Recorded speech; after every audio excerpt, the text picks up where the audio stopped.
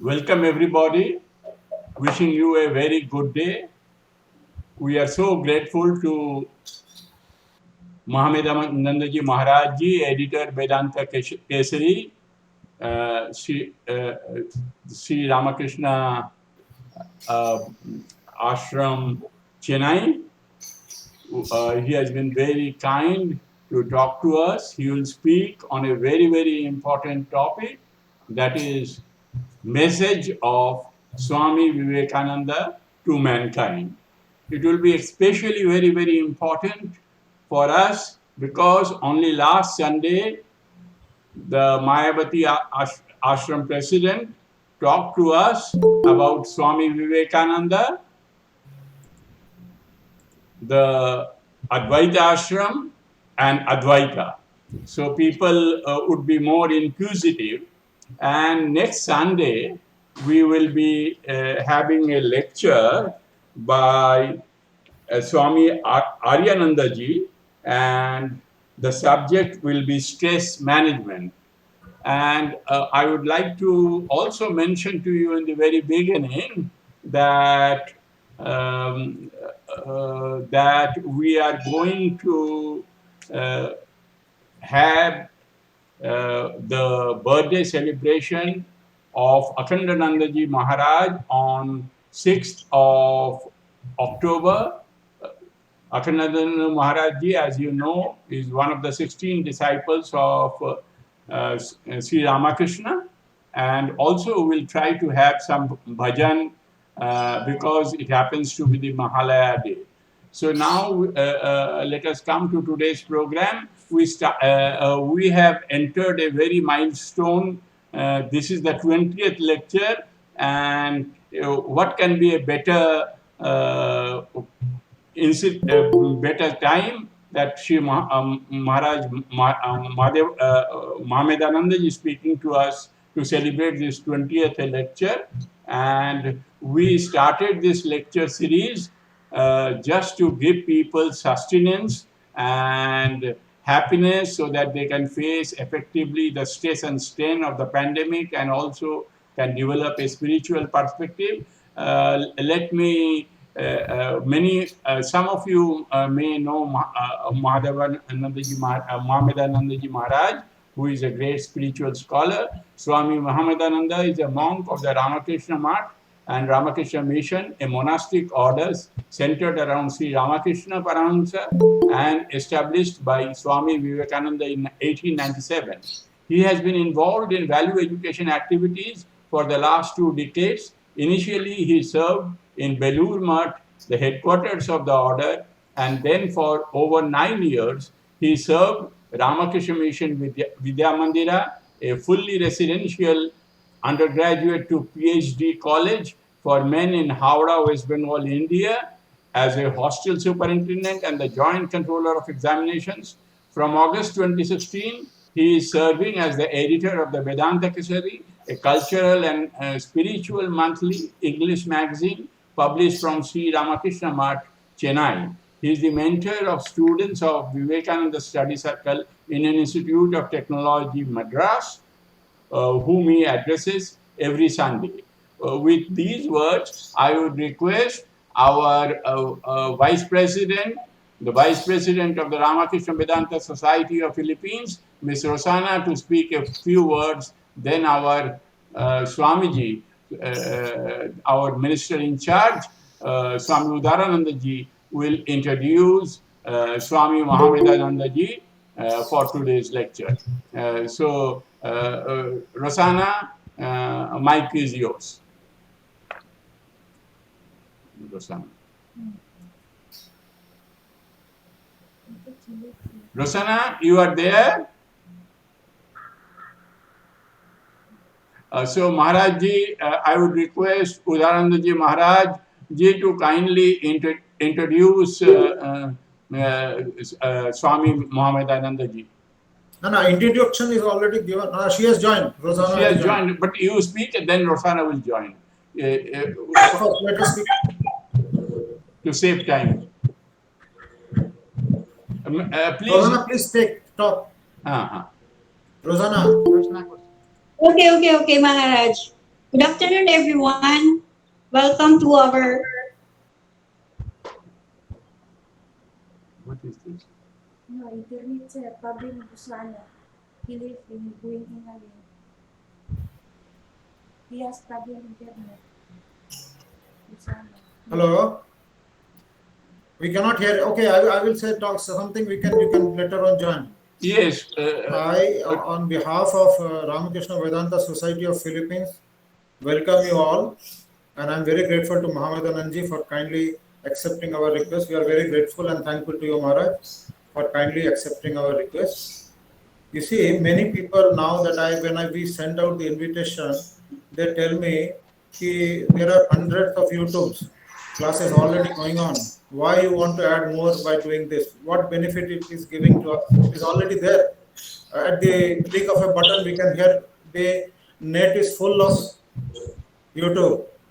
So I just wanted to say, I wish you could learn swimming by watching YouTube. I don't think that is quite possible. You may have some idea about what swimming is all about, maybe something any other arts also, but there is a need of a teacher. And for that, face-to-face interaction is very, very important. Otherwise, what is the role of schools and colleges and universities? There are people who have become doctors. I was going to cite one example later on. I may do it because in lecture over lecture, I don't want to give. There are people who learn by observation and absorbing the knowledge. But for most of us, we need a teacher. Today only somebody was talking about Brahman, we become Brahmita. Brahman and Brahmita it sounds same. Because when we misunderstand Brahman, we are all Brahmitas, means delusional. We think that we have understood everything, but actually we have not understood anything. Because teacher is not there to guide. We really do not know. Because for an ignorant person, it is very difficult to know what is a sunset or what is a sunrise. Maybe we think everything is same, but it looks alike, but it is not the same. Just that is what I want to imply here. So Swami Vivekananda's lectures are revolutionary. He is a prophetic monk. And whatever he spoke was extraordinary. He is the first time anybody, in my childhood, that was the first thing that I heard was, it is better to play Gita than, better to play football than read Gita. That was a revolutionary statement. The first revolutionary statement, I was wonderstruck. How can someone say like this? Everybody is saying, do this, don't do that. The world is full of that. But first time somebody is saying, it is better to play Gita, better to play football than read Gita. So that was then curiosity came and I read more and more and more. And after 30 years of my stay in Ramakrishna Math and Mission, I find if you really read Swamiji, there is no need to read Upanishads. It is my personal feeling, all the essence of Upanishad, whatever scripture tells you, his teachings are essence of it. As if he has given a literal translation of that. Nothing what he says is out of scripture. So there is no need to hard way going learning Sanskrit, then trying to understand difficult words of scriptures, and then try to interpret the meaning. It is a long process. Easier is to read complete works of Swami Vivekananda. So I hope today's talk is all about message of Swami Vivekananda, and I'm sure everybody will be greatly benefited. And I earnestly request you to ask questions, because it has to be an interactive session. Once you are asking questions, then only Maharaj, the Swami who is giving a talk, will be inspired to answer more and more, and then you can get more knowledge out of him also. And that will help the teacher as well as the student, all of us together. So with this word, I will request Mahamedhanandaji to please take up the stage. Thank you, Maharaj, once again. Thank you. Thank you. No. Om Sthapakaya cha dharmasya sarvadharmaswarupiणे avatara varisthaya Ramakrishnaya te namaha. Yathagnir shakti Ramakrishne sthita hiya sarva vidya swarupam tam sharadam pranamamyaham. Paratatve sadalino Ramakrishna samajnaya yo dharma sthapanaratu viresham tam namamyaham. Thank you very much, Maharaj, for those kind words. And I am very happy to be sharing some thoughts with you. This is my first address to a group of devotees outside India. So first time I am having an opportunity like this. And I'll share whatever I think I have understood of Swami Vivekananda's message to mankind. Please see how much of it makes sense to you. I go directly into the topic. On 7th June 1896, Swami Vivekananda wrote a letter to Margaret Noble, who later became Sister Nivedita, his disciple, great disciple. In that letter, very beginning, Swami Vivekananda writes, "My ideal indeed can be put into a few words, and that is to preach unto mankind their divinity and how to make it manifest in every movement of life." Two things are there. To preach unto mankind their divinity, and second thing, how to make it manifest in every movement of life, not M-O-M-E-N-T, M-O-V-E-M-E-N-T. In every action, that divinity has to be manifested.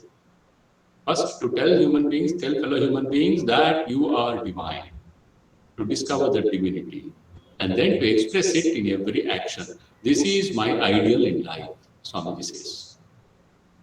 Now, what is this divinity that Swamiji is talking? This is a concept from the Upanishads.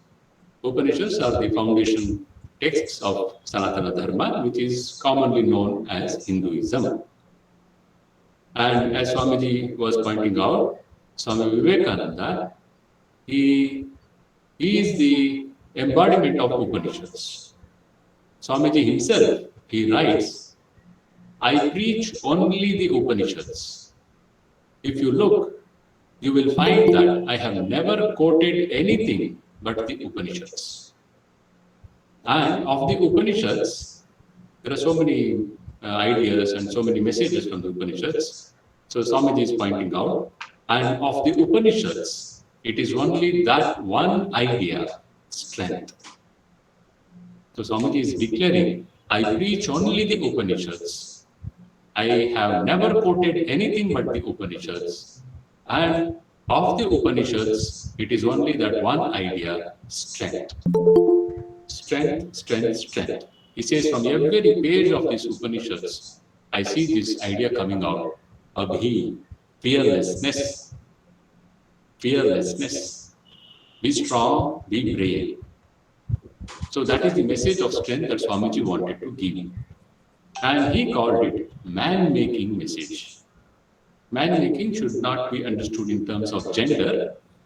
Man-making is not a man and a woman, that kind of a gender discrimination there. Man-making means this power to manifest the inner strength and live a life like that.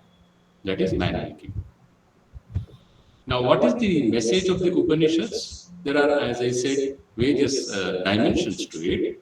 But the central message or theme of all the Upanishads is divinity of man and the spiritual solidarity of the whole universe in Brahman. This is the central message or theme. Divinity of man and the spiritual solidarity of the whole manifested universe in Brahman. Solidarity or oneness. Oneness in what? In Brahman.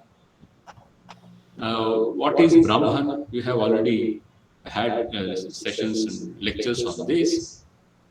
One of the Upanishads, Taittiriya Upanishad, it gives a very scientific definition for what is Brahman. It says that from which all these beings are born, by which after being born they live, and into which they merge when they cease to be.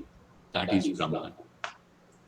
That from which, whatever you see in this creation, that from which this creation has come, and in which the creation continues to exist, and into which this creation will submerge. That is Brahman. How to understand this? Just recollect the dream you had last night. Every night we have dreams. In that dream, we see so many people, known, unknown. We see things, we see other living beings, non-living things. We go to new places which we have never seen. We have conversations with people, and we see two people conversing or a group of people doing some actions. A whole world is created there. There doesn't seem to be logic in dream. Reason is not there. But people and things and actions, they're all real. We experience the dream as a real world. Now, where did this world in the dream come from? It came from the mind. And where is it functioning? It is functioning in the mind. And when the dream breaks, where does that world go? It goes back into the mind from where it was created. So if you understand this, the dream world was created by the mind. It was in the mind, that is, it was sustained in the mind. After it was created, it lived in the mind. And when it was over, it merged back into the mind. If you understand this, you will understand the bigger picture of the universe also being created by some power. We call it by so many names. The Upanishads prefer to use the term Brahman. You can also use the word God or Allah, whatever name according to our tradition, the region where we have been born, and the faith in cultural faith in which we have been brought up. We may use different names for it, but it is one and the same thing.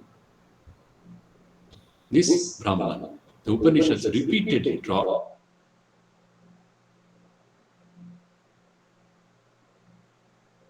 supreme, because it has been manifested from the Brahman. It is existing in Brahman. It will dissolve in Brahman.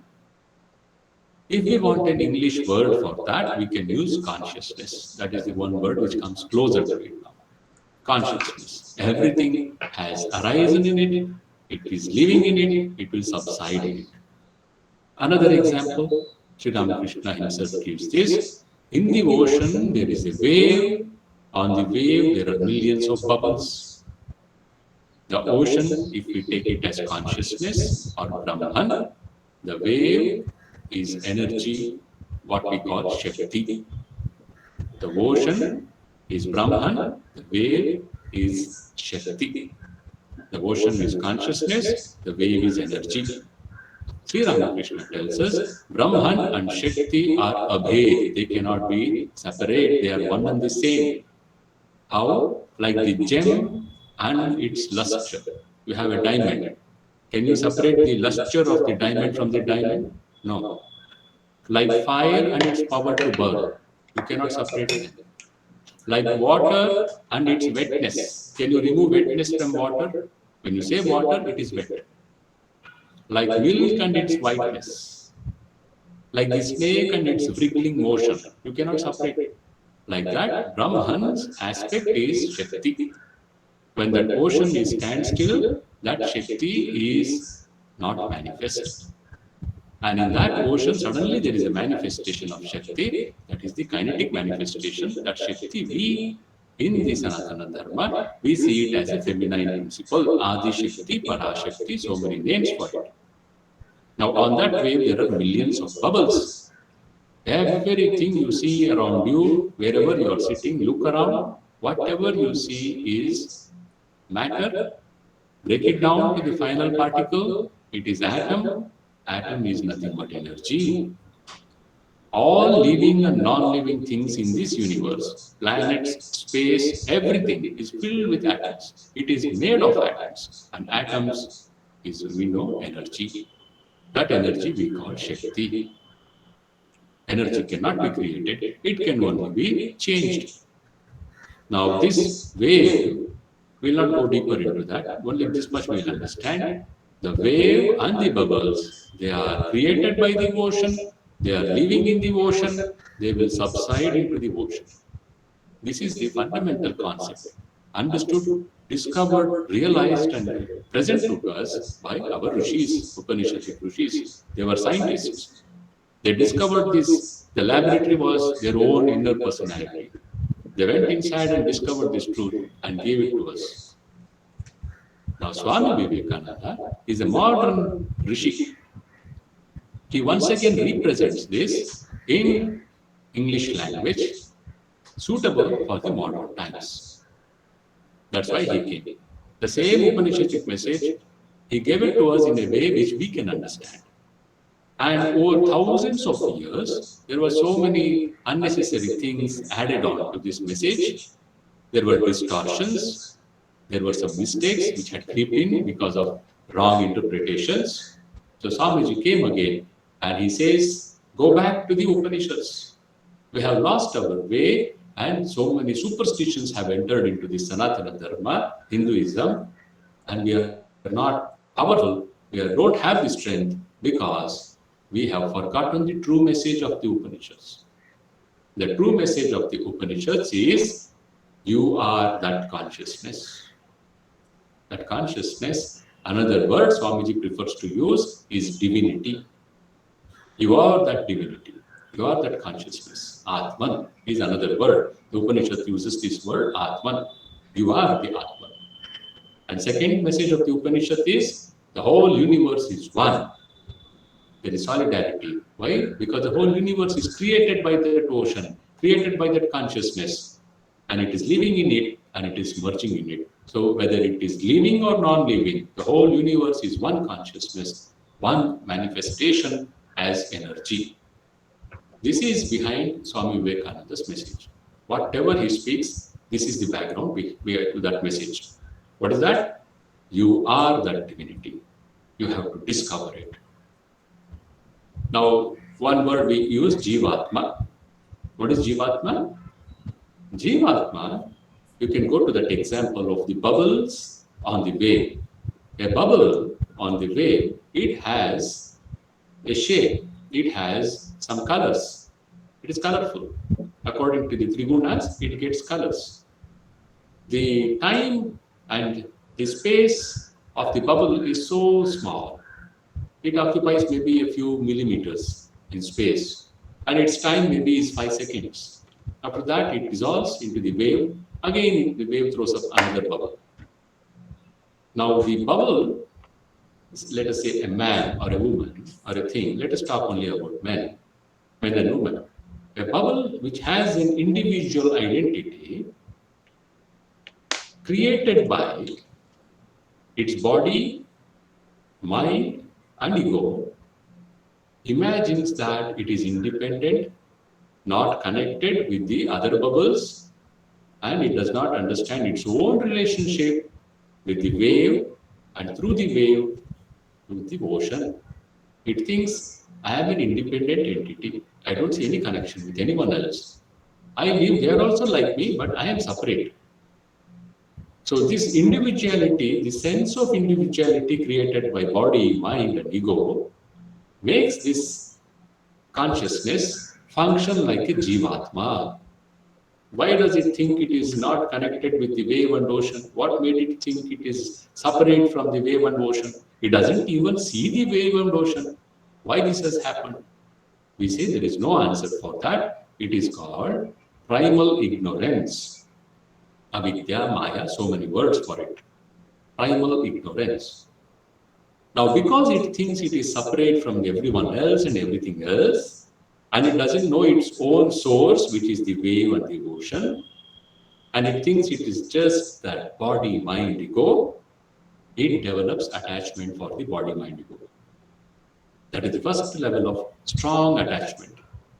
My body, my mind means my thoughts, my intellect, my likes and dislikes, my reasoning. Ego, I so-and-so, my position, my prestige, getting attached to all this. Second level, this identification will extend outside to other people and things around me. My mobile, my car, my house, my family, my relative. It extends to people and things outside. This again leads to a bigger kind of identification, and every such extra identification, beginning from body, mind, ego, to relatives, to things, leads to the experience of dualities, pleasure and pain. And this experience of pleasure and pain and identification with things and attachment to those things and people, beginning from my body, mind, ego, is what we call samsara or bondage. And release from this bondage is called moksha or mukti. Salvation maybe is another word, but the meaning of mukti and moksha is very different and higher than that. I have to release myself from these identifications and discover my true nature. Who am I?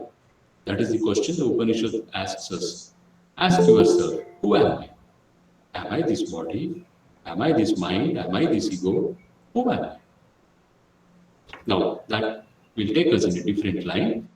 We will not go deeper into that. But this much you please understand. This is the message of the Upanishads. Discover who you are. And the teacher tells, there are these discoveries presented in some great statements. So, one of the statements says, I am Atma Brahma. I, the individual soul, I am that consciousness. The individual soul is that bubble. And the bubble is one with the ocean. The ocean is that consciousness. Brahman. So, I am Atma Brahma. This individual bubble is nothing but the ocean. It doesn't know. It thinks it is limited to a space and time. In fact, it is the ocean.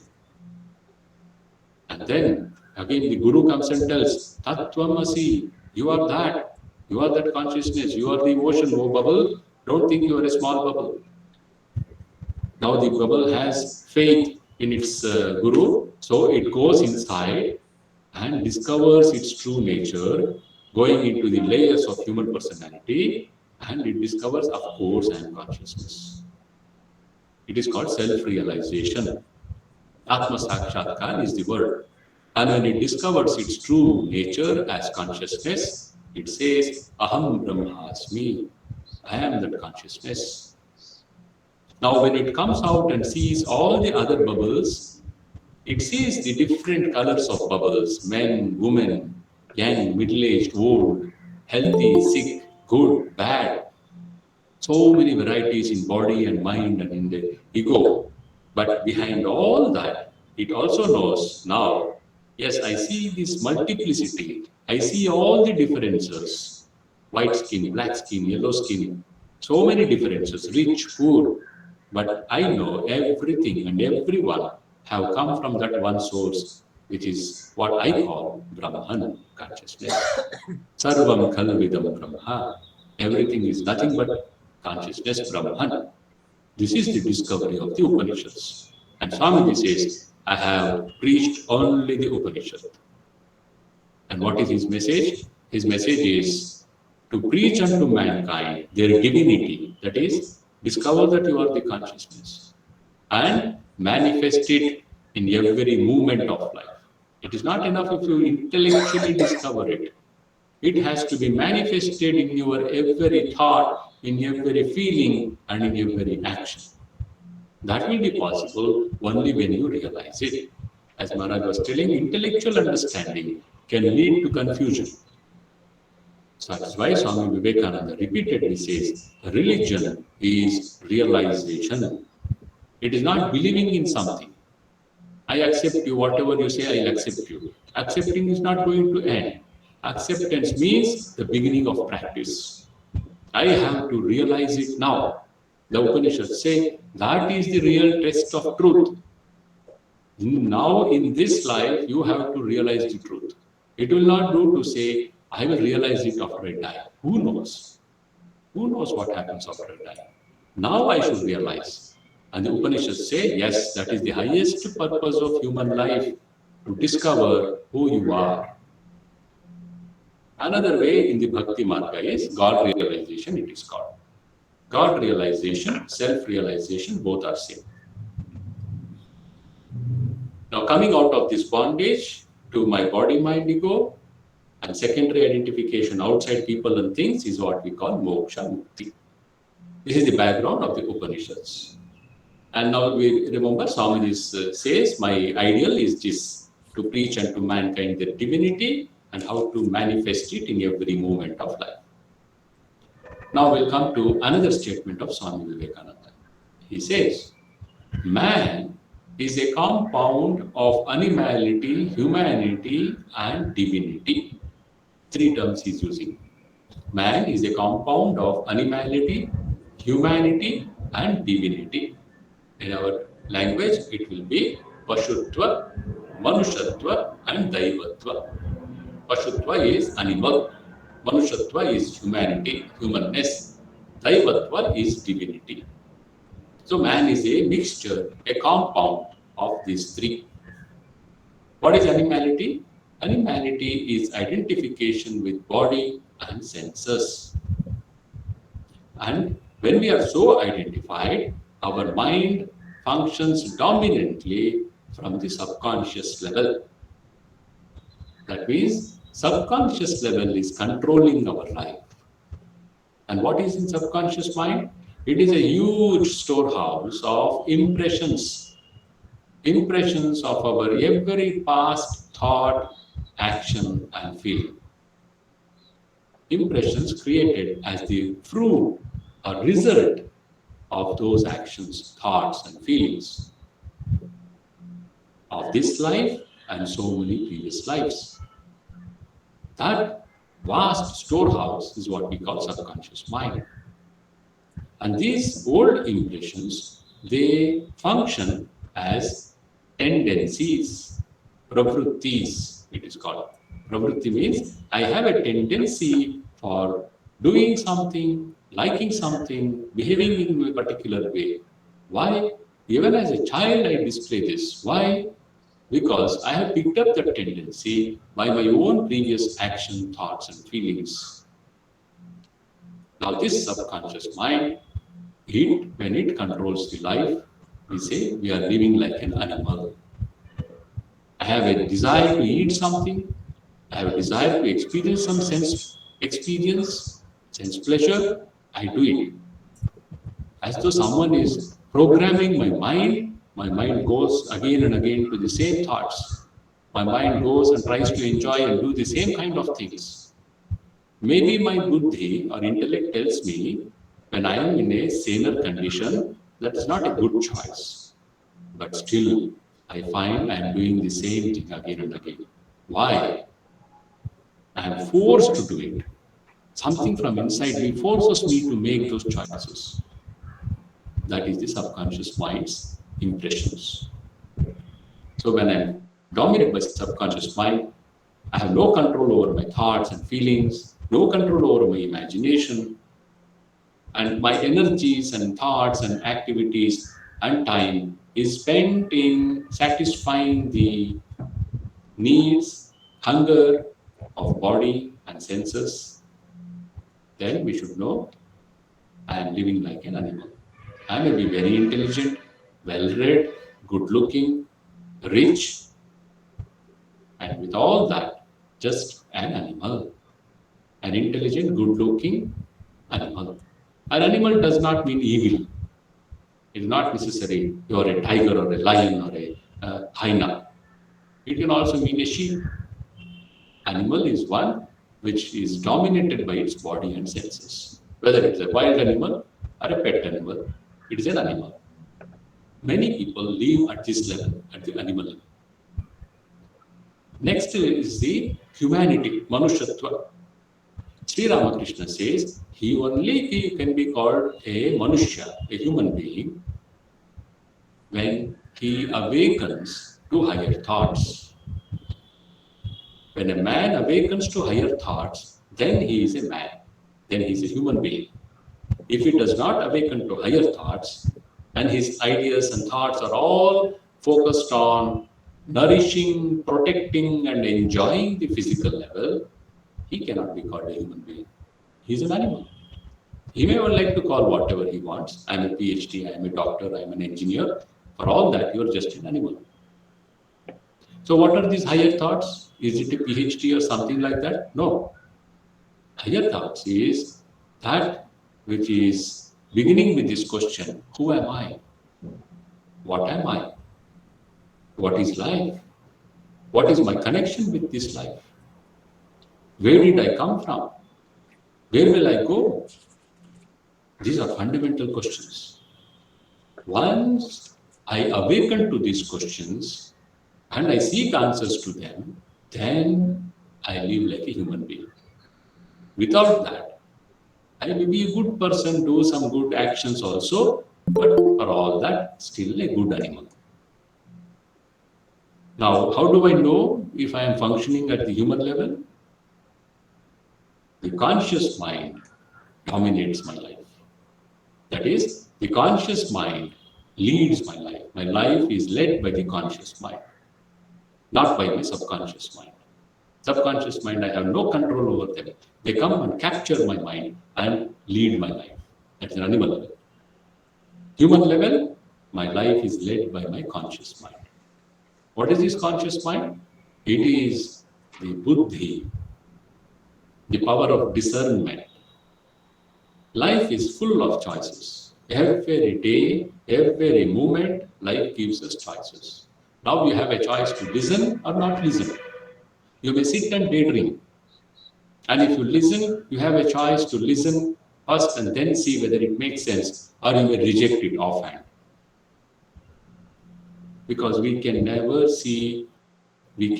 listen to something as it is. We see and listen as we are. What do we mean? Right from our childhood, our parents, our culture, they put some ideas into us without knowing. And we also won't understand it. Their behavior, their attitudes, their beliefs, their value systems, all goes into the small child. And it creates what can be called a scaffold in the mind. And this scaffold filters whatever is seen or heard in the world outside. So I can never see a thing as it is. I never listen to a thing as it is being said. I see and I listen as I am. My values, my beliefs, my attitudes, they will filter what I see and what I hear, and I listen what I want to listen. I will see what I want to see. This is how the world functions. Everyone. Now, sitting here, we have a choice. I have a choice. Even with all these filters put into my mind, still I have a choice. The Kathopanishad, Swami Vivekananda's favorite Upanishad, it says, every moment, man has two choices, Shreyas and Preyas. That which is good, the wise choice, and that which is pleasurable. Not a wise choice. These two choices come to us. And people usually go for the pleasant choice. It is something very pleasant. The good choices usually involve self-restraint, self-sacrifice, and the fruits seem to be far away. So people don't go for it often. They prefer something which gives immediate gratification. Even after knowing that there is risk and maybe there will be disaster afterwards, still they go for immediate gratification. That is the pleasantness of the sense experiences. Pleasantness of the ego being kindled and tickled by some achievement. So two choices, Shreyas, the correct one, the good one, and Preyas, the pleasant one. Every moment, life throws these two choices at us, and we have to choose the right thing. And how do I choose? By the power of the buddhi, discernment. Viveka, vichara is our terms. Viveka is that intellect, that capacity to discriminate is the word. People prefer not to use it now. Discriminate means to choose what is right, what is wrong, to know what is right, what is wrong, what is good, what is bad, what is truthful, what is falsehood, to see the difference and make the right choice. That power is what we call Viveka. It comes through Vichara. Vichara is discriminating like this. Is this the truth? Is this the correct thing? How do I know? That is a different topic. That is something we call Dharma. There is a framework called Dharma. For every stage of life, there is a Dharma. For every position in life, there is a Dharma. Once I know what is the Dharma, as a student, as a husband, as a wife, as an employee, what is the Dharma if I know, then I will know what choices I should make. It will become easy for me to make the choices. So this exercising this buddhi, viveka vichara, is what we call conscious mind. When I function like this, then only I am a human being. Now, higher than this is another dimension. Man is a compound of animality, humanity, and divinity, Swamiji says. First level is body senses, subconscious mind. Second level is the level of ideas. I have risen above the body and the senses. I have come into the realm of ideas. And in these ideas, I am also using my conscious mind, the power of discernment. This is the level of humanity, Manushatva. Third level is Daivatva, divinity. What is divinity?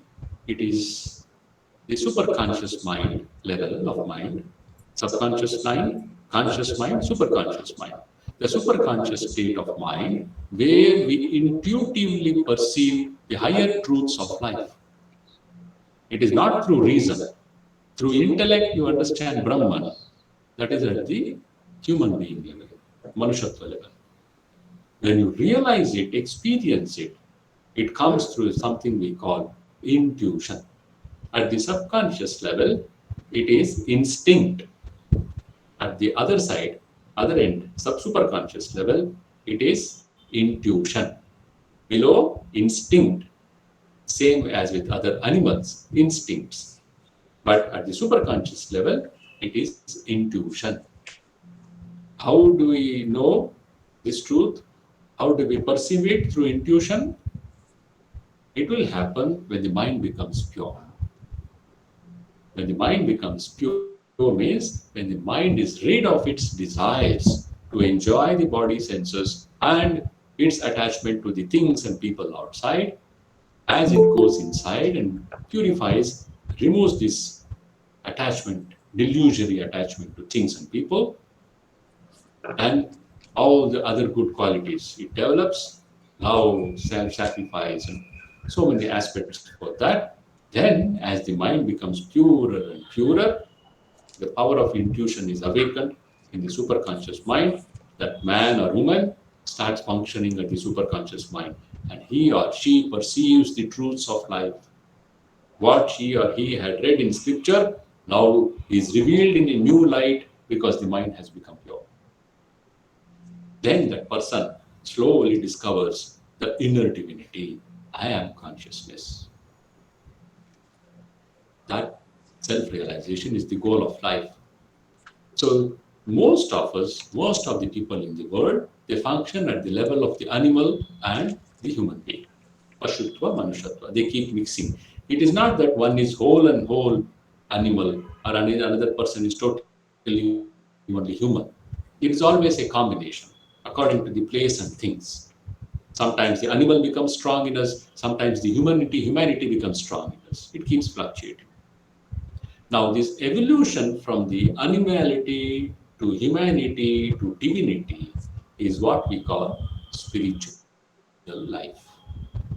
Spirituality or spiritual life is this progression from animality to humanity, humanity to divinity. And the divinity is inside. The kingdom of God, the kingdom of heaven is inside us. I have to discover it. It is not in things outside. I have to go inside and discover it. So this going inside to discover my true self is what we call spiritual life.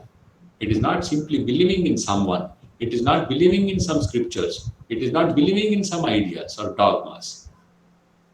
It is discovering the truth within oneself. It is awakening to higher levels of manifestation. Now, Swami Vivekananda presents this as the ideal for humanity. He gave it as the motto for the Ramakrishna order. He phrased it as Atmano Mokshartham Jagat Hitaya Cha. That is the motto of the Ramakrishna order. What is it? Atmano Mokshartham Jagat Hitaya Cha. For one's own self-emancipation and the good of the world. What is the self-emancipation? I am bound to my body, mind, ego. I am bound to outside things and people. I have to get this mukti, freedom from this bondage. Atmano Mokshartham. Moksha, mukti means freedom from this bondage. That is the first ideal. And second, part of it, along with it, Jagat Hitaya Cha, the good of the world. Now this motto, this ideal that Swami Vivekananda defined for the Ramakrishna order is for all those who accept and follow this Ramakrishna movement. Not just for sannyasis, for anyone who accepts it. Again, it is not just for the followers of the Ramakrishna movement, it is for the whole world. The whole world. Discover the truth within you. Discover the truth within you. And that truth is called by so many names. Atman, God, Allah, consciousness, Brahman. When Jesus is asked by these Parsis, they want to trap him, what are the laws? He gives this answer. Love thy God, the Lord, with all thy mind and heart and soul. And second, love thy neighbor as thyself. On these two commandments hang every other commandment. Simple. Love thy God with all thy heart and mind and soul. Where is that God? The kingdom of God is inside you. Another word for that is divinity, consciousness. Developing love means I am totally focused, I am seeking, pursuing to realize that the Lord inside me.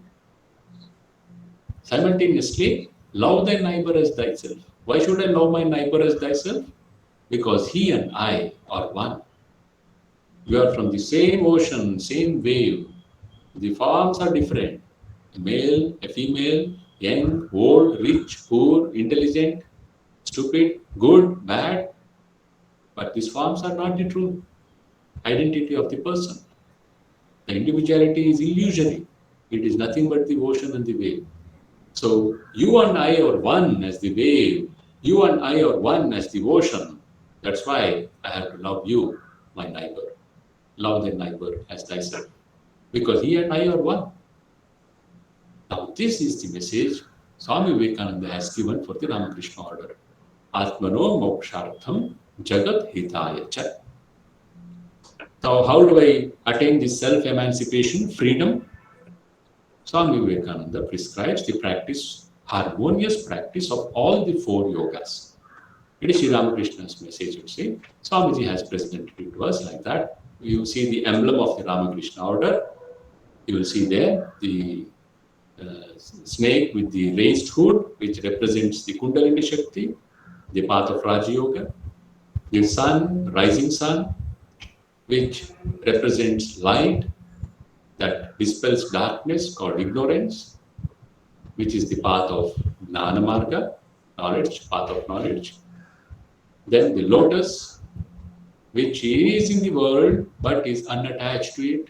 It is attached only to the God, the sun, the light, which is the path of love, called bhakti or bhakti marga. And then the waves, incessant waves in a water body, like that. Nobody can live without action. Every thought is an action. Every breath is an action. And now that action can be performed in the best possible way. That is called Karma Yoga, the path of action, the yoga of action. By harmonious practice of these four yogas, Raja Yoga, Jnana Yoga, Bhakti Yoga, and Karma Yoga, we realize the truth within. That is represented there as the white swan, which stands for God. Sri Ramakrishna Paramahamsa, that was the title given to Sri Ramakrishna. So Swamiji visualized that consciousness there as Sri Ramakrishna, and in that a concrete form as a swan, Hamsa, Paramahamsa. So Atmano Mokshartham, Swamiji says, practice all the four yogas and discover the truth within. And how to practice it, what does it all involve, that is a different topic. Second part of this motto, Jagat Hitaya Cha, the good of the world, love thy neighbor as thyself. How do I do the good of the world? Jagat Hita, Swami Vivekananda gives a bhava. Any action, any relationship is fruitful, is meaningful only when there is a bhava behind it. What do you mean by bhava? Take for example, a man he has a lady, a woman, who is his mother. He has a relationship with her. He has a relationship with his mother, who is a lady.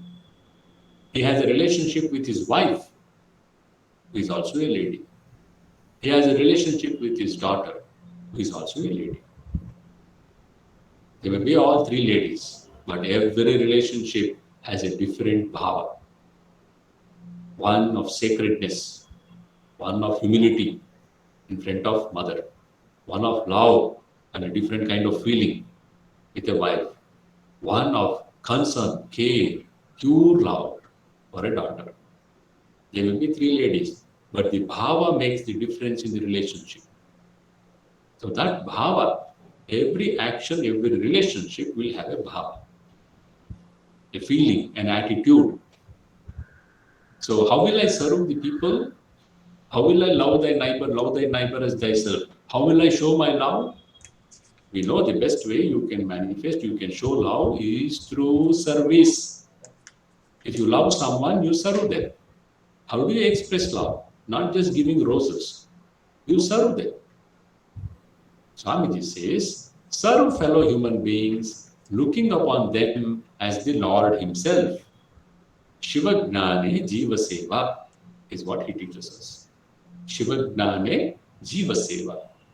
See the fellow human beings as the Lord Himself. Every bubble has come from the same wave. Every bubble has come from that same ocean.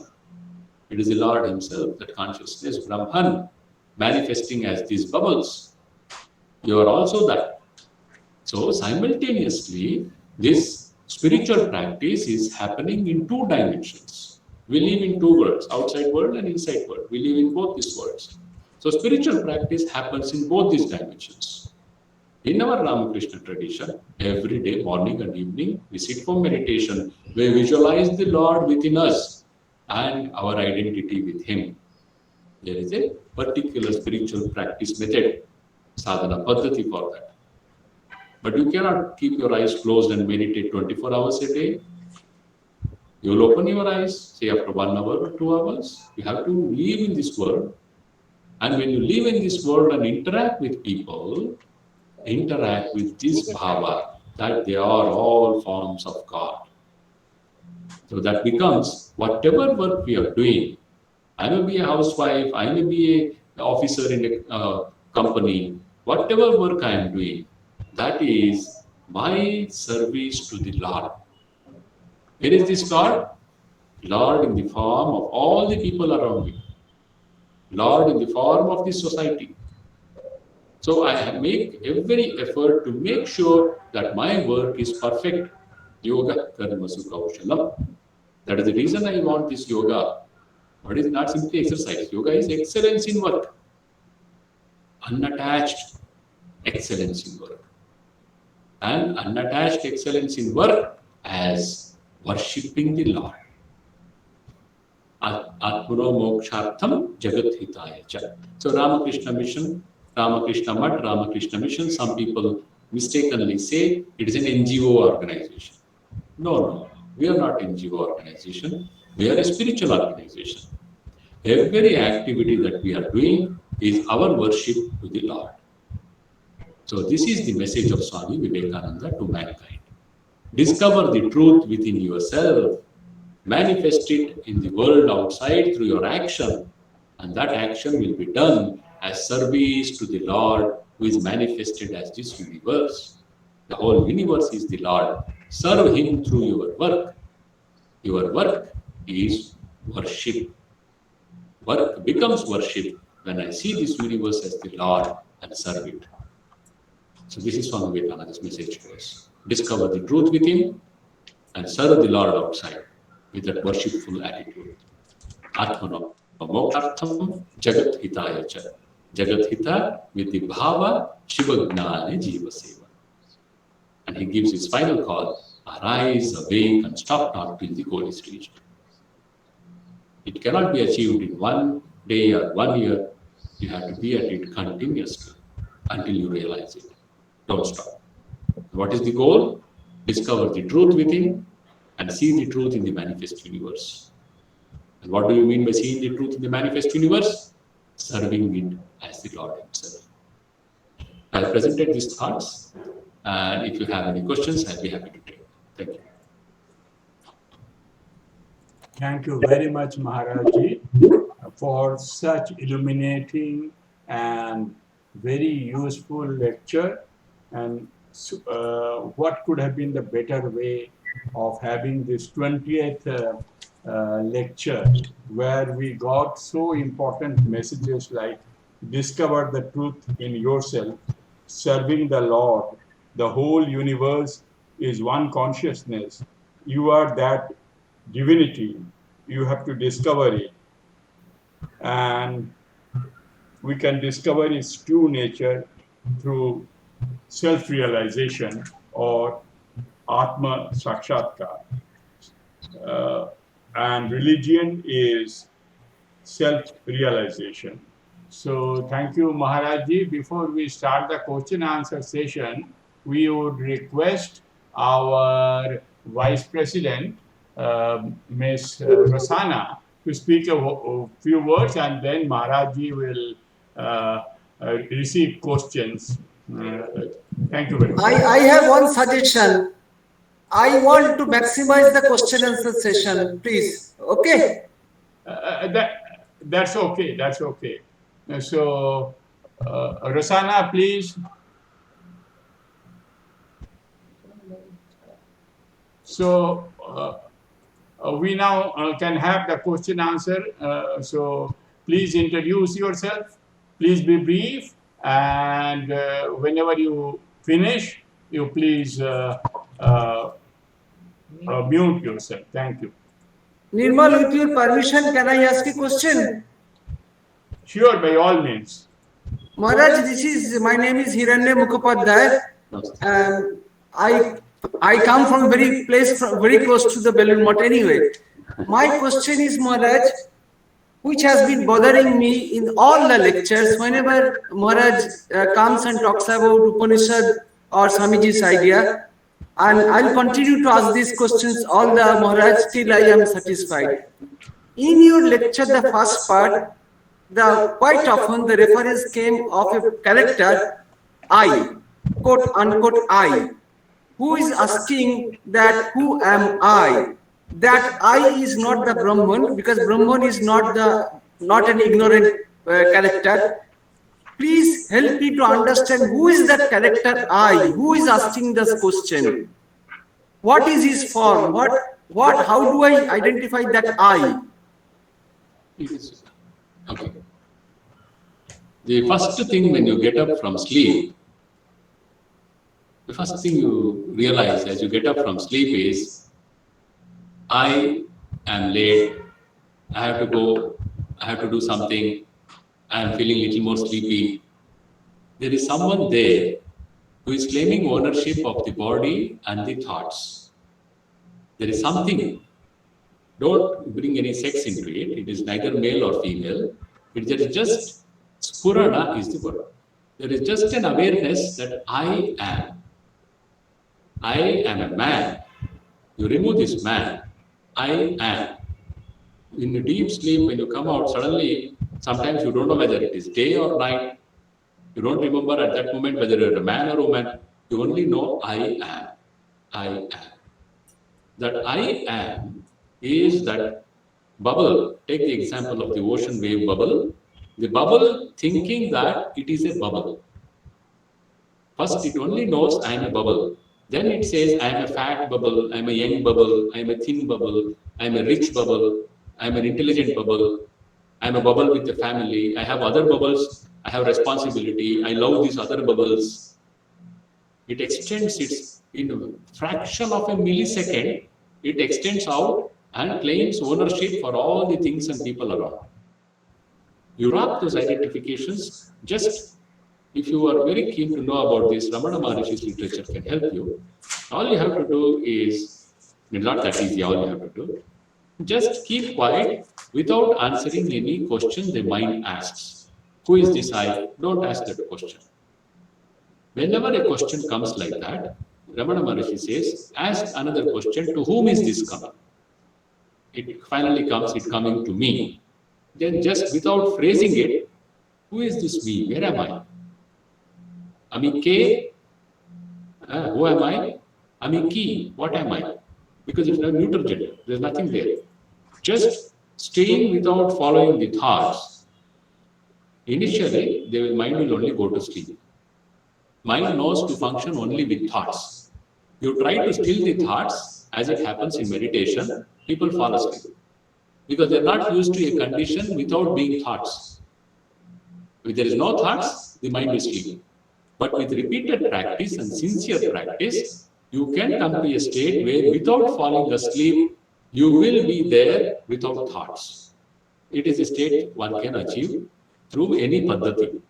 We do the Nama Japa paddhati in our Ramakrishna order. We worship Sri Ramakrishna, we have the mantra, we go in that paddhati. There are so many paths. Every path has its own approach to discover this truth. And every path is true and valid. That is the discovery of Sri Ramakrishna.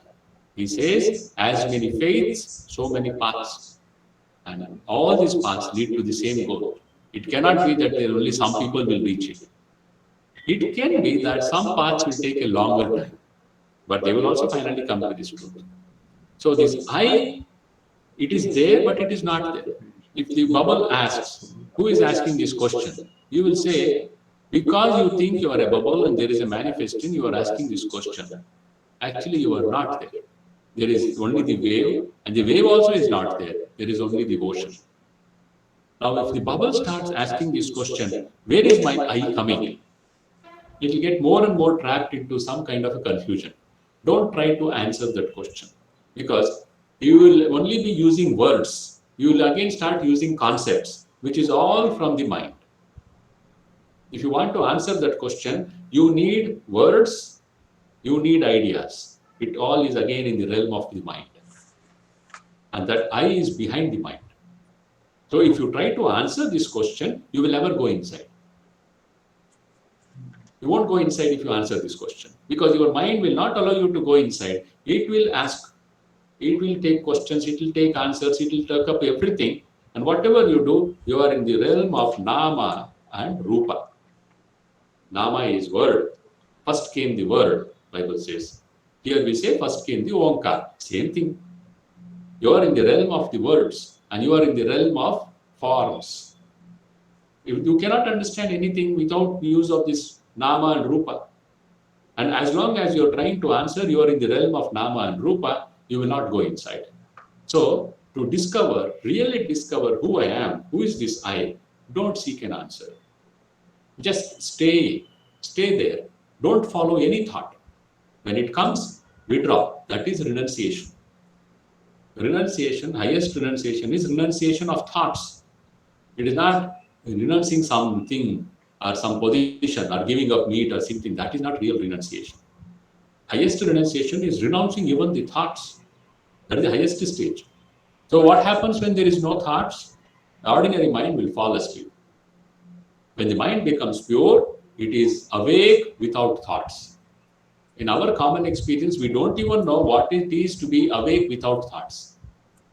To be awake means we need to be thinking. Can you stay awake without thoughts? Yes. Manolaya, it is called Manolaya. The mind becomes still. Yoga Sutra says, Chitta Vritti Nirodha. You have to control the waves created in the mind. Vritti is the waves created in the mind by every thought. And how does this thought come? It is a desire. Desire, born of identification with body-mind ego. Desire, born of experiencing the sense objects. Holy Mother Sri Sharada Devi says, if you have desire even to eat a sandesh, you will have to be born again. Because it has created a ripple. And that ripple will force you to take a body again to satisfy that. So anything that you are trying to answer through your mind will keep you in this level. So the truth's intuitive perception, as I said, is not in the realm of words. It is not through reason. Intuitive perception of truth is not through words and forms. It simply reveals itself. So they are called Rishi. Vishwamitra is a Rishi. Swamiji is a Rishi. A Rishi does not intellectually cogitate and come to a conclusion like a philosopher. A philosopher uses logic and then comes to this. A rishi doesn't do that. A rishi simply sees it. Swamiji says, how many mantras I have seen in golden letters? And he would come and tell Sri Ramakrishna what all he had seen. So rishi is drashtara, one who sees. These truths are eternal truths. It is always there. It is inside me. It is inside every one of us. Inside every bubble is the essence of the ocean. When it stops identifying itself with the body, mind and ego, the mind with its concepts, with its nama rupa, the inner truth stands revealed. So if you are eagerly and hungrily looking for an answer, stop looking for the answer. Just stay with that I. Just stay with that I, the consciousness I. The mind will try to define it. Mind will try to give an explanation. Oh, it is not going well. What are you doing? Simply sitting. That is how mind works.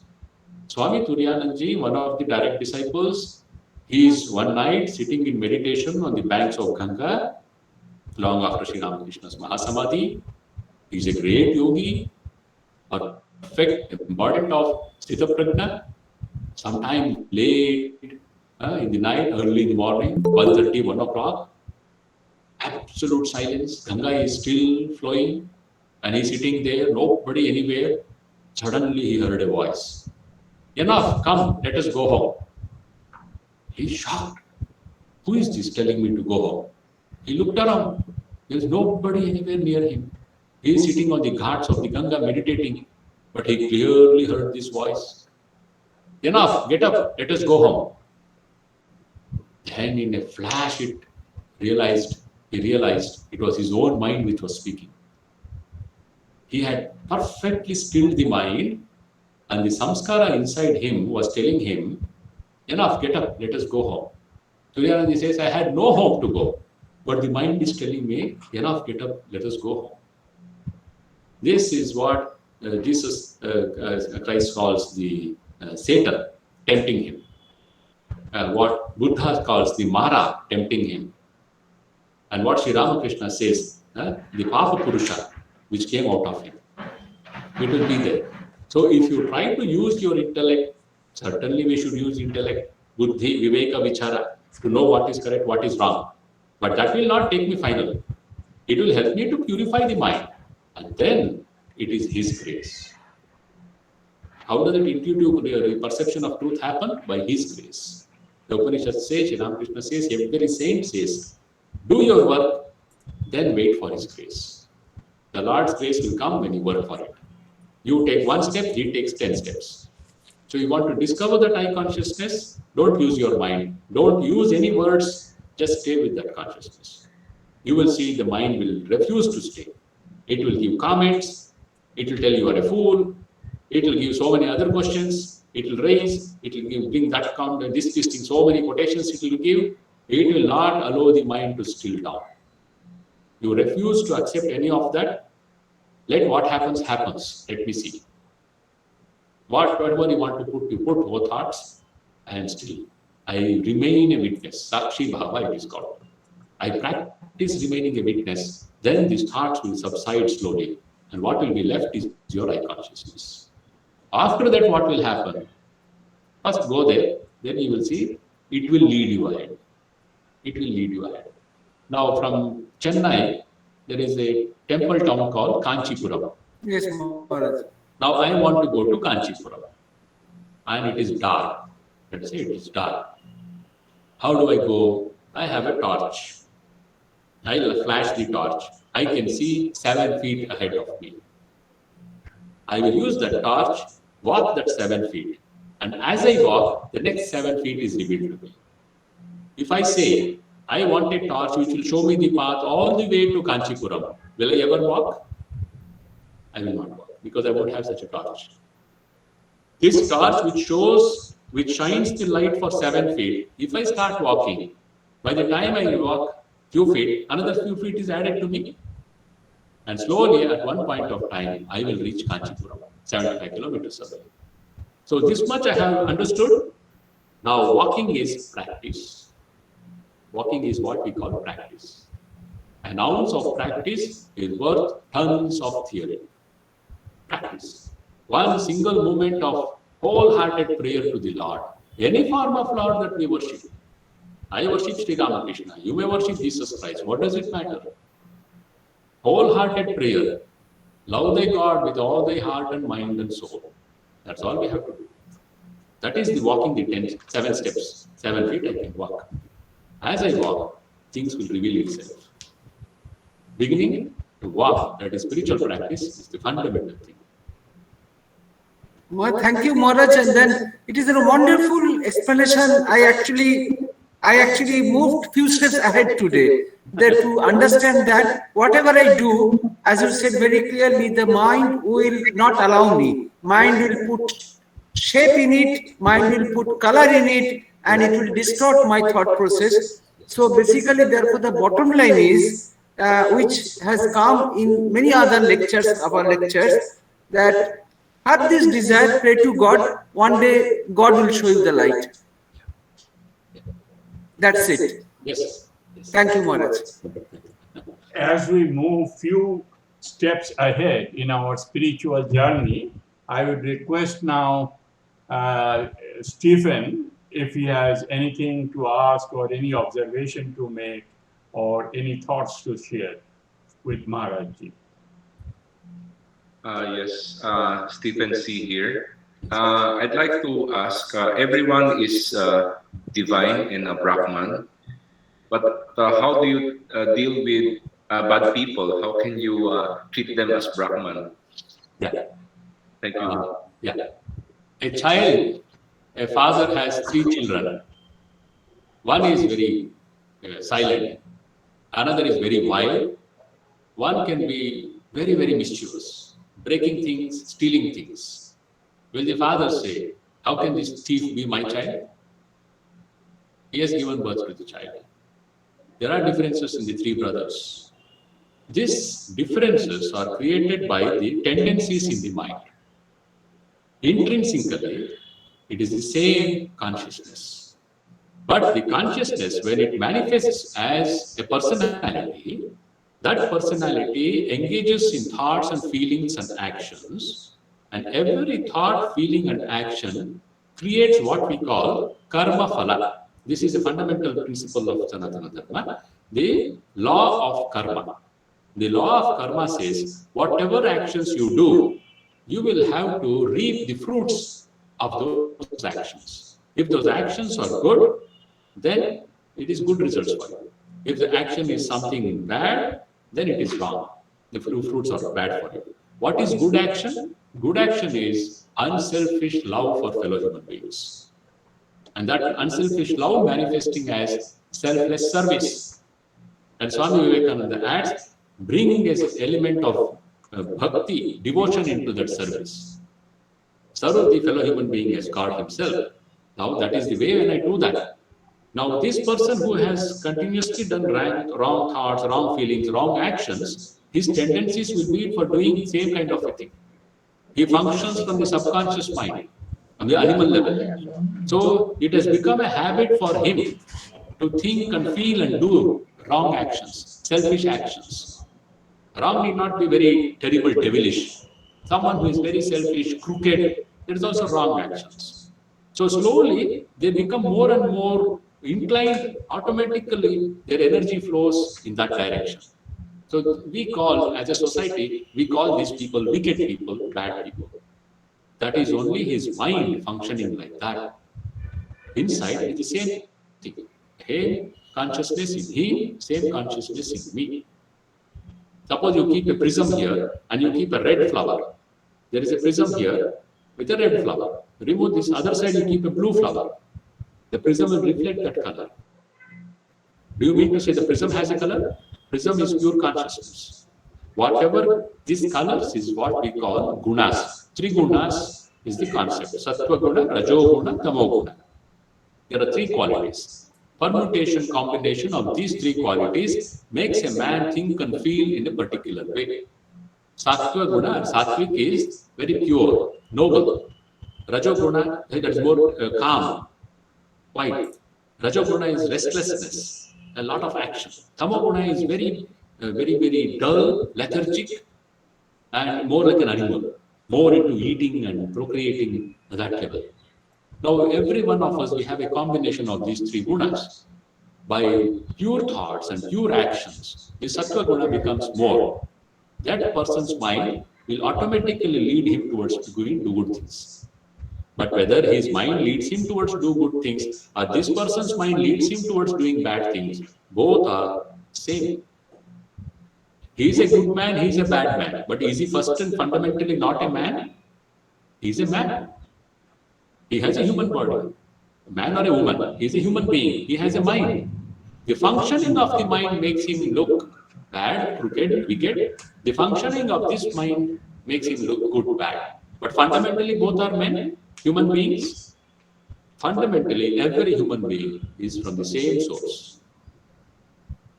Do you get that? So the source is one, but when it manifests, according to these gunas, according to the choice, he has a choice.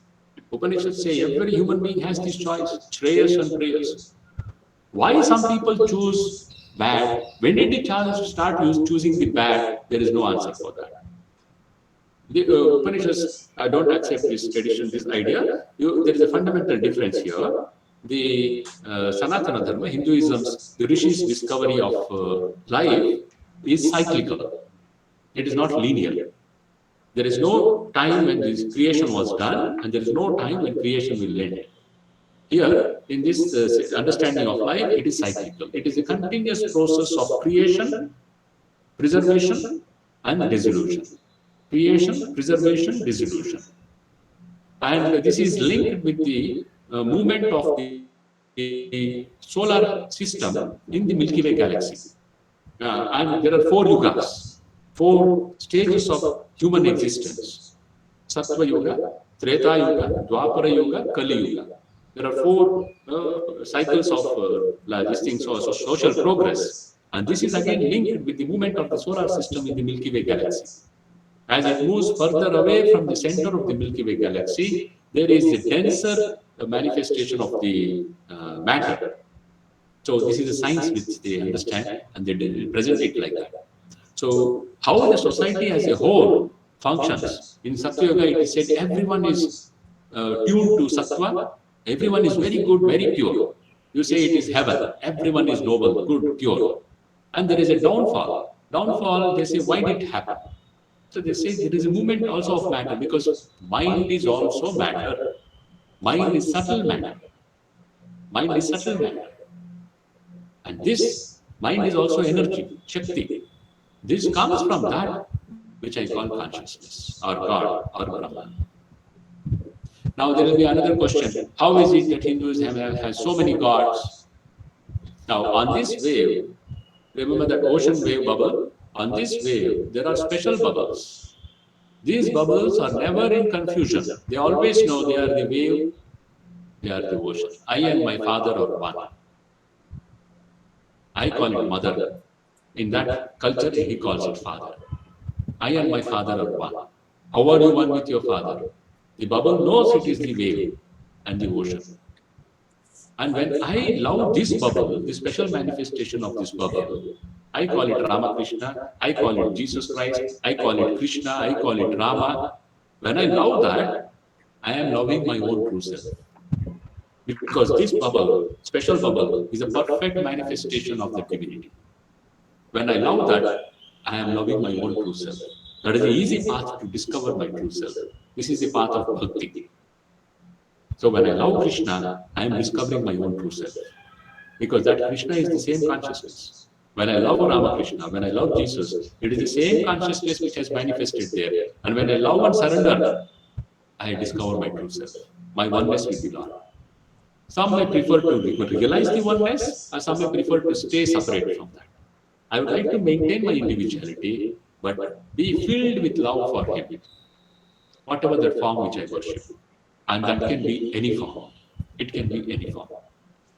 Because God is infinite. It cannot be that there will be only one form for God. It can take any form you want. And it cannot be, it is limited by time and space. Swami Vivekananda says, what do you talk about one prophet? Prophets will walk in the streets of cities.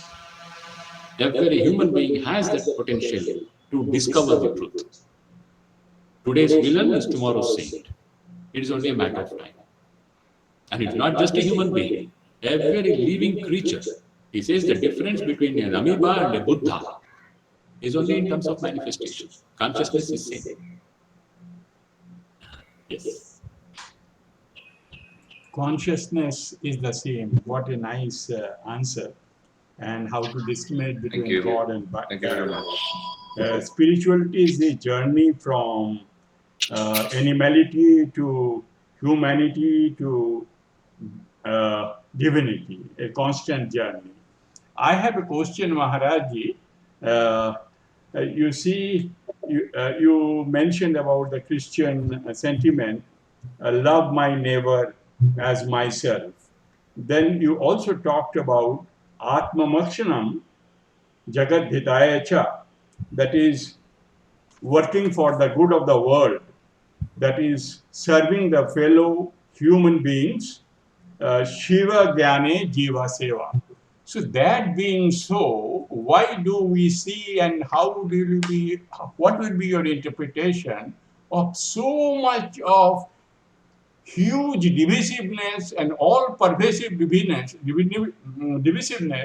world over, globally, and in India also, so much of fight, conflict, full of divisiveness? If that be so, have we failed in our spiritual journey? Because the world, today's world, is in a very difficult crossroad. So, what we would like to hear your perspective and Amrit Bani on that. Yeah. This world will be like this only. Rama came and went, and it is still like that. Krishna came and went, it is still like that. Jesus came and went, it is still like that. But we will keep eternally hopeful that a time will come and everything will be golden age. That is our Sattva Yoga concept. I and you, we have to struggle first to establish ourselves in truth. Everyone is eager to save the other fellow. Nobody wants to save himself. The whole world is mad in saving everyone else. First, save yourself. Do you love your God with all your heart and mind and soul? That is the fundamental question. If I love, the Gandhi Jayanti we had yesterday, be the change that you want to see, he says.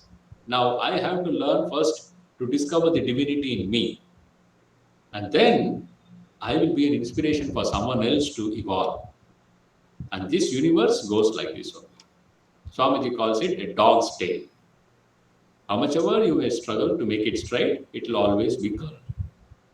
But in trying to straighten that dog's tail, I straighten myself. I iron out my own defects and deficiencies. So by serving this society, seeing it as the Lord himself, I manifest the divinity in me.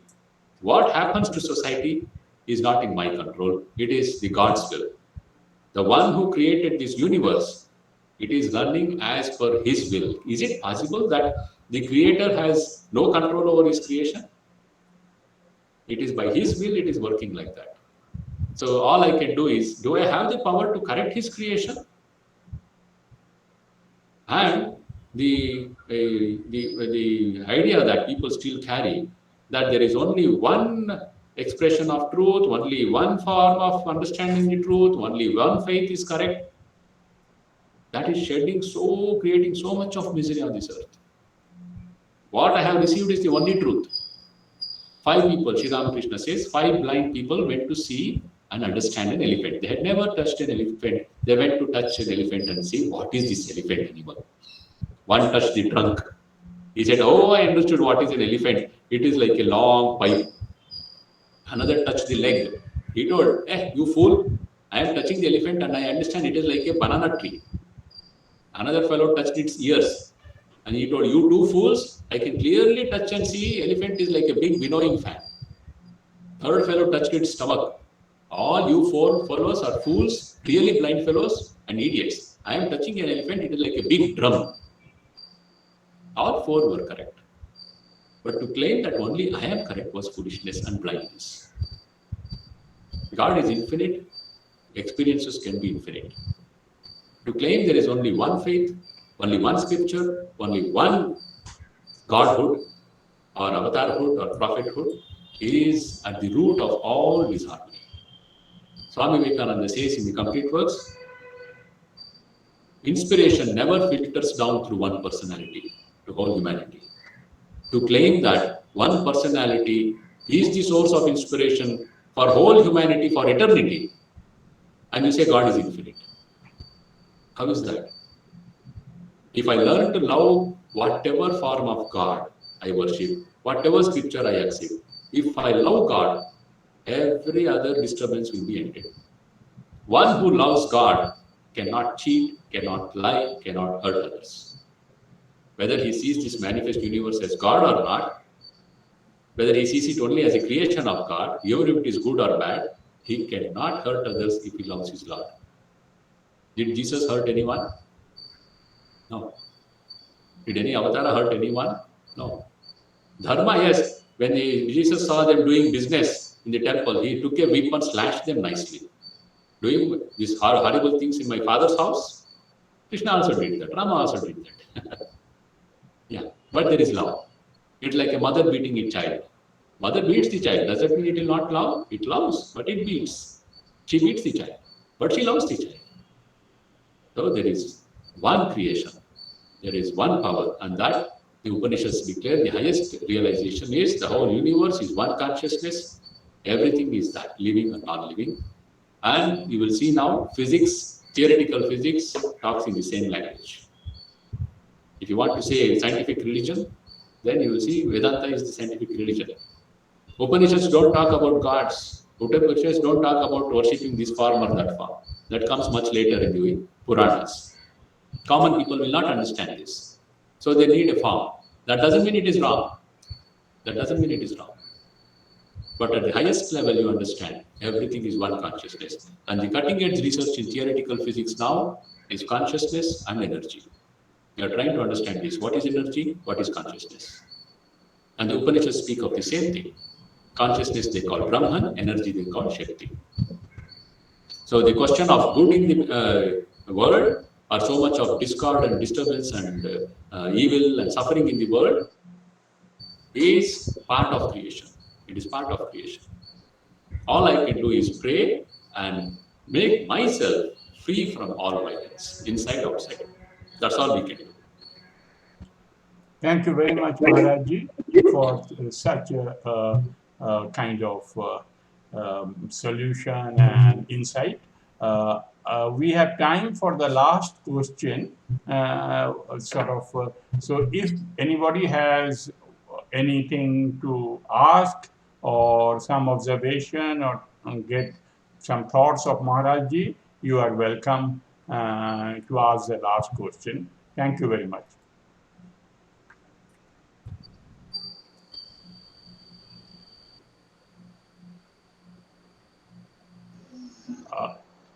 I think we had enough. Anandji, do you have anything to ask?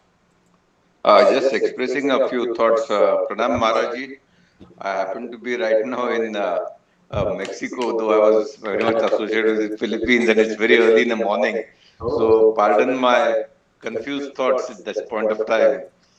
But as I'm expressing myself, I mean, I'm trying to reconcile with three different concepts. On one hand, inanimate objects, which seemingly don't have consciousness as we know it by its ability to think, but yet they have energy. That's one concept. Second concept is that man readily accepts an idol as a symbol of God, and therefore is able to, let's say, visualize God in an inanimate object. And the third concept that without God's grace, one cannot really have any realization. Now, when you try to reconcile these range of thoughts, you have in a way given an answer that don't let your mind get embroiled in these type of questions. Just think for yourself and try to still your mind. But I thought I'll just express these different concepts which don't seem to reconcile with each other, but yet what's the way forward I'm just, as I said, it's a little bit of a confused expression of thoughts. But nevertheless, over to you, Maharaj.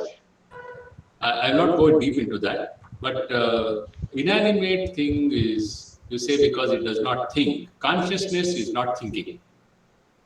You don't link consciousness with thinking. Matter, mind is thinking and mind is matter. It is subtlest matter. In Upanishads, we have a famous story for that. The father goes on telling him, stop eating, stop drinking, stop thinking. Finally, the fellow's memory goes. He doesn't remember anything he has studied. Then he understands, mind is matter. Then it is our regular experience. Whatever you eat, that food affects your mind. The food you eat affects your mind. We all know that. There are three kinds of dosha for food. Jati dosha, nimitta dosha, ashraya dosha. Jati dosha is the quality, the kind of food. You give me lush green grass from Philippines, I cannot eat it, even if you send it from Philippines. It is not my food, it is the cow's food. Or you give me payasam, but unfortunately some dust or some cockroach has fallen on it. For that reason, nimitta, I cannot eat it. Third one is ashraya dosha. When someone handles something, his personal energy affects that thing. I am a bundle of energy. My energy is, the quality and nature of the energy is decided by the character of my mind. Mind, thought is energy. That energy affects whatever things I touch. We have so many examples in our spiritual tradition, how mind affects. Sri Ramakrishna could not touch a glass of water touched by a man of impure character. He has never met him, but he brings a glass of water. Sri Ramakrishna even cannot lift it towards his mouth, because that fellow's character has influenced it negatively. Naren doesn't believe. Then he finds out, this fellow is a Bhadralok in the morning, but at night he goes somewhere else. And he says, how did Sri Ramakrishna know this? The ideas have become nervous association of ideas. Gandhi is in Yerwada jail. One day he suddenly tells his secretary, Pyarelal and others, I am getting violent thoughts. They are all worried. Why will Gandhi get violent thoughts? He has perfect control over this thing, violence. He is totally non-violence. Then they did some discovery. The cook in the jail, he had gone on leave. The fellow who was cooking was a murder convict. So he is probably cooking murder, hate, gunda. So that cook's food affected Gandhi's mind. The other people's mind was not affected because they were already filled with hatred for English. But Gandhi had kept his mind free from violence. The moment he ate this cook's food, it affected his mind. In our own Ramakrishna tradition, we have so many stories about that. So mind is matter. So that cannot be the point to understand the inanimate thing is not consciousness. We say consciousness, energy. Inanimate thing. This is paper. If you break down finally, what do you find? Atoms. Energy. Atoms is energy. If you break this down, last particle, what do you find? Atoms. Atoms is energy. Anything in my body which is not atoms, it is energy. My mind, which I am using now to talk, that is also fine matter. That is also energy. Matter is energy. Energy is what I call Shakti. The whole universe is Shakti. Whether there is a conscious element working there through a mind or not, that is the difference. There is no mind here. So I call it inanimate. Life is not manifesting there. In this energy, there is life manifesting. But both are in the same consciousness. It is the consciousness in two forms. That's the first one. Second and third will take me more time. I think I have a meeting at 4:45. Thank you, Maharaj. Yeah, thank you. What a beautiful answer, Maharaj ji. Now I would request our friend Hiranya Mukhopadhyay to kindly give vote of thanks. Hiranya Mukhopadhyay. Maharaj, Pranam, thank you very much for this wonderful lecture. And as I said, and as you also explained, Maharaj, the bottom line is God's grace. Maybe we got a little bit grace because the curiosity has come to our mind. That itself shows there is some blessings from the God. At least we want to know what is going on. Thank you again, Maharaj, on behalf of our community in the Ramakrishna Vedanta Society in the Philippines. Of course, there are many other participants who are outside Philippines, but on behalf of everyone, thank you again, Maharaj, and Pranam. Pranam Maharaj. Maharaj, Pranam. I'll take you, Maharaj. Thank you very much, Maharajji, for such enlightened talk. But we have already consumed a lot of time, so I think that 5 minutes of informal chit chat will not be possible because we have already exceeded time. We can understand. So, Maharajji, we don't have any word to really thank you. We look forward to have you once again, Maharajji, and thank you for kindly supporting us. And I would request our friends who can spare 5-10 minutes for chit chat, they can stay back. Maharajji, we have exceeded his time already. So, Pranam Maharajji, and to others, I would request to stay back and please give me 30 seconds to end the recording. And Pranam Maharajji. Maharaj, I take you, Maharaj. Thank you. Thank you.